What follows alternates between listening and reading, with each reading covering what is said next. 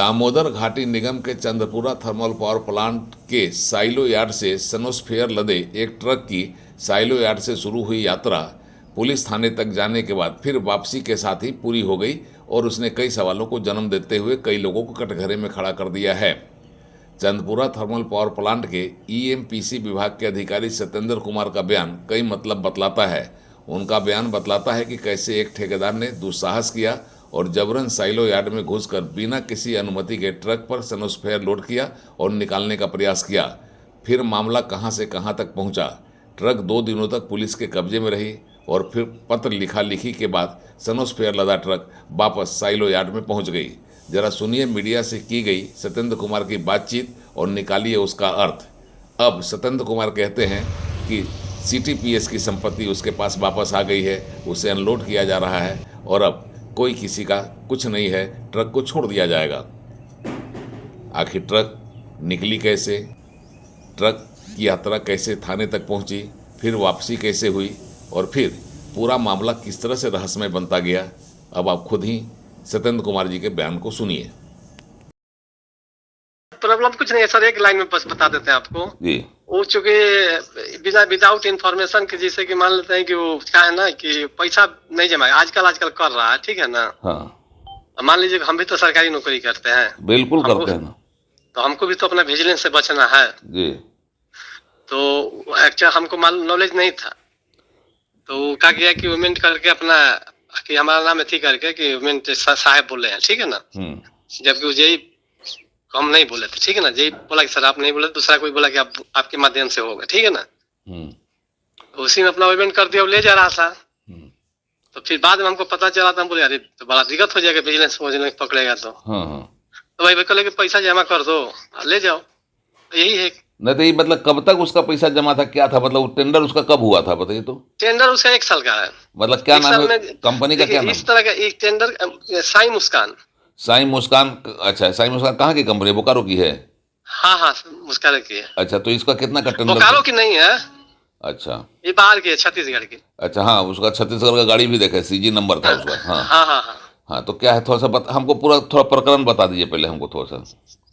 प्रकरण है कि आपका 1 साल का एनुअल कॉन्ट्रैक्ट होता है, ठीक है ना। कब हुआ था इसका एनुअल कॉन्ट्रैक्ट? आपका 1 साल का होता है। हाँ, कब हुआ था? इसका हुआ था जनवरी 2024 में। अच्छा ठीक है, तो दिसंबर में खत्म? दिसंबर में नहीं, जनवरी ये हुआ। तो इसमें ई ऑक्शन होता है, ठीक है ना। हाँ। ई ऑक्शन का मतलब होता है कि डीवीसी हम लोग देते हैं प्राइवेट प्लेटफॉर्म को डिलीवरी ऑर्डर निकालने के लिए, ठीक है ना।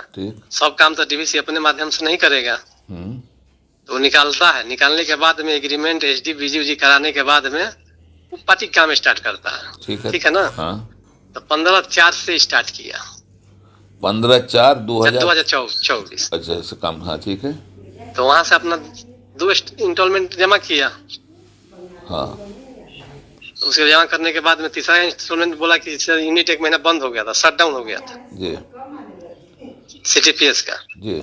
तो उस समय पॉन्ड में छाई जा नहीं रहा था, ठीक ना। तो बोला कि सर हमारा तो पहले से ही लॉस है, बेचारा कंपनी का लॉस है सर।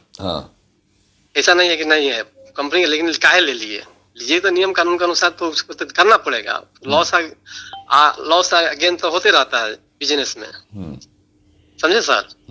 तो उसको बोले कि भाई पैसा जमा कर दो, डीवीसी हमारे ऊपर प्रेशर बना रहा है कि पैसा जमा कीजिए। तो बोला कि आजकल लाइटअप भी हो गया फरवरी में, ठीक है ना। हम बोले कि तो पार्टी हम ही को फंसा देगा, पैसा नहीं जमा कर रहा और कलेक्शन भी कर रहा। तो हम लेटर दिएगा तो कहा पैसा जमा कीजिए, स्टॉप कीजिए, बस यही थी है। तो स्टॉप है तो सोचा कि अपना माल पहले वाला माल ले। हाँ, कितने का टेंडर था ये? टेंडर था ये वो 59 लाख का 1 साल। अच्छा, 4 क्वार्टर में। अच्छा, 4 क्वार्टर में 59 लाख देना था। तो इन्होंने 2 क्वार्टर का दिया पैसा। हाँ।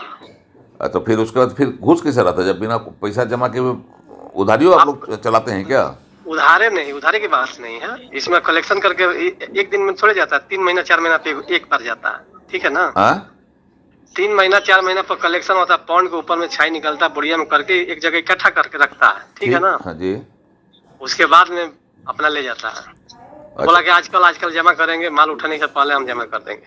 अच्छा, ठीक है ना। तो बोले कि ठीक है, इधर यूनिट बंद हो गया था, शटडाउन में चला गया था। बोला कि यूनिट आने दीजिए सर, हम जमा कर देंगे। जमा नहीं किया तो उसके बाद में हमारा भी तो विजिलेंस पूछेगा कि काहे नहीं जमा किया पैसा।